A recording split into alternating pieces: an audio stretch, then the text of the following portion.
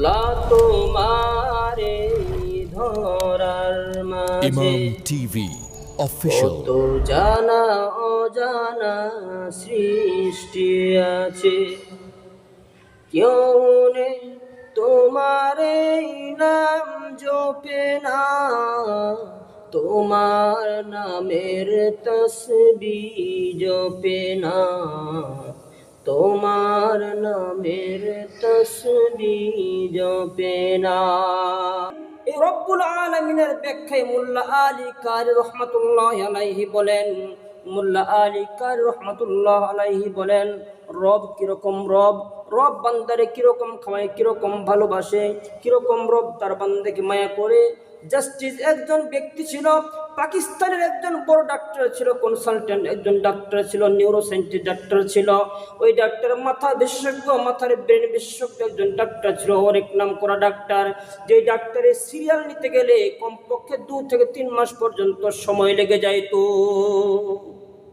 খেয়াল করেছেন, 2 থেকে 3 মাস সময় লাগতো একজন ডাক্তারের সিরিয়াল নিতে গিয়ে। ডাক্তার সাহেব বলল, আমি একবার চিন্তা করলাম আমার বন্ধুর বাড়িতে যাব।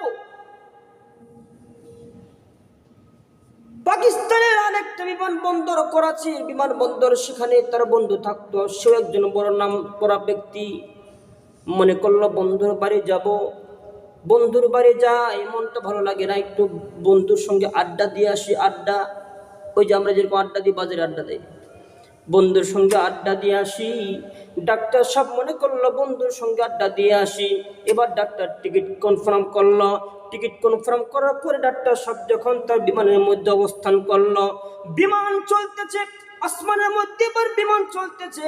বিমান চলতে চলতে ঠিক আধা ঘন্টা বা 40 মিনিট যখন বিমানটা চললো, বিমান থেকে ঘোষণা আসলো, সম্মানিত যাত্রীগণ, এই মুহূর্তে আমরা বিমান সমস্যার কারণে বিমানটি এখানে অবতরণ করব। বিমানকে নামাই দেওয়া হলো। ডাক্তার সাহেব ভেজালের মধ্যে পড়ে গেল। ডাক্তার সাহেব নাম করা ব্যক্তি, যার জন্য বিমানের পাইলট পর্যন্ত ডাক্তার সাহেবকে চিনত। বিশ্বের নাম করা একজন ব্যক্তিকে কে না চিনে বলেন তো? আচ্ছা বলেন তো, জাস্টিস মাওলানা তকি উসমানীর নাম কে না জানে, কে না শুনে? বিশ্বের আনাচে কানাচে প্রত্যেকটা মাদ্রাসা পর্যন্ত জাস্টিস মাওলানার নাম জানে। আল্লামা তারিক জাবিরের নাম কে না জানে বলেন তো? যেমন বাংলাদেশের যুবকদের মধ্যে বর্তমানে আল্লামা আরিফ বিন হাবিবের নাম কে জানা বাকি আছে বলে? আরিফ বিন হাবিব সাহেব, আল্লামা রাজাউল করিম আবরার সাহেব, কে না চিনে? ওদেরকে সবাই চিনে। যুবকদের আইডল বর্তমানে আরিফ বিন হাবিব এবং আল্লামা রাজাউল করিম আবরার। ডাক্তার বলতেছে, বুড়িমা তুমি কি ডাক্তার দেখাইছো?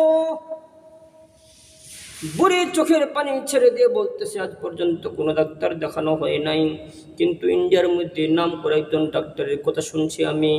ইন্ডিয়ার সমস্ত ডাক্তাররা বলতেছে আমাদের বস একজন আছে, নাম করা বিশিষ্ট একজন কনসালটেন্ট ডাক্তার আছে, যিনার নাম হল ডাক্তার ঈশান চৌধুরী। উনি এখন পাকিস্তান অবস্থান করেছেন। ওনার কাছে দেখাইলে হয়তো বা তোমার নাতনি সুস্থ হয়ে যাইতে পারে। আল্লাহু আকবার। ঈশান চৌধুরীর সামনেই তার নাম বলল। ঈশান চৌধুরী চোখের পানি ছেড়ে দিয়ে বলতেছে, আল্লাহ, তাই তো আমি চিন্তা করলাম ব্যাপার কি, হঠাৎ করে কেনই বা মনে হলো আজকে আমি আমার দোস্তের বাড়ি যাব, বেড়াইতে যাব, হঠাৎ করে কেনই বা আমার এদিক দিয়ে আসতে হলো, আর কেনই বা আমার বিমানটা আকাশের মধ্যে উড়ন্ত অবস্থায় নষ্ট হয়ে গেল, আর কেনই বা এই বুড়ির বাড়ির পাশ দিয়ে আমাকে যাইতে হলো, এবং কেনই বা বৃষ্টি শুরু হয়ে গেল। আল্লাহ তোমার লীলা খেলা কেউ বুঝে না। আল্লাহ, আল্লাহ আপনার লীলা খেলা কেউ বুঝে, কিন্তু কেউ বুঝতে পারে না। আপনি কি চান, আপনি কি করতে চাচ্ছেন? আপনি একজন এতিম বাচ্চার চোখের পানির বিনিময়ে আমার মতো ডাক্তার ঈশান চৌধুরী, আমি যত বড় হই না কেন, আমার মতো একজন ডাক্তারকে আপনি আমার চেম্বার থেকে উঠাই নিয়ে এসেছেন, আমার বন্ধুর শিলা করে এই বুড়ির বাড়ির পাশ দিয়ে আমাকে নিয়ে গেছেন। তার অর্থ এটাই যে আপনি ওই বুড়ি অথবা ওই বুড়ির নাতনি, তার দোয়া আপনি কবুল করেছেন।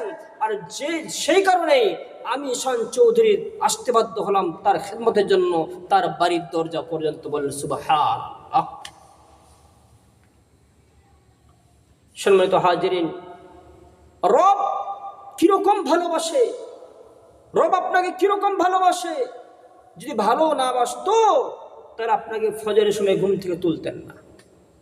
আপনাকে ফজর পড়ার তৌফিক দিতেন না, আপনাকে সকালবেলা খানা খাওয়াইতেন না, আপনাকে দুপুরবেলা খানা খাওয়াইতেন না, আপনাকে শান্তি নামক জিনিসটা আপনাকে দান করতেন না, আপনাকে সারাক্ষণ অসুস্থ রাখতেন। অসুস্থ রাখলেও যেই রব রাখে সুস্থ করেনেওয়ালাই সেই রব, একই রব। এজন্য আমরা এখন থেকে ইনশাআল্লাহ তাওবা করি, আমরা আল্লাহ তাআলার কুদরতি পাই সিজদা করব নামাজের মাধ্যমে, আমরা আল্লাহ তাআলাকে বেশি বেশি করে সিজদা করি।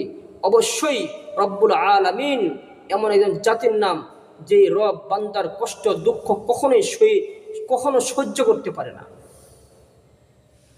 বান্দা ডাকবে, আল্লাহ জবাব দিবে। একবার না, দুইবার না, একবার ডাকবে 10 বার জবাব দিবে। আল্লাহ রাব্বুল আলামিন আমাদের কবুল করুক, আমিন।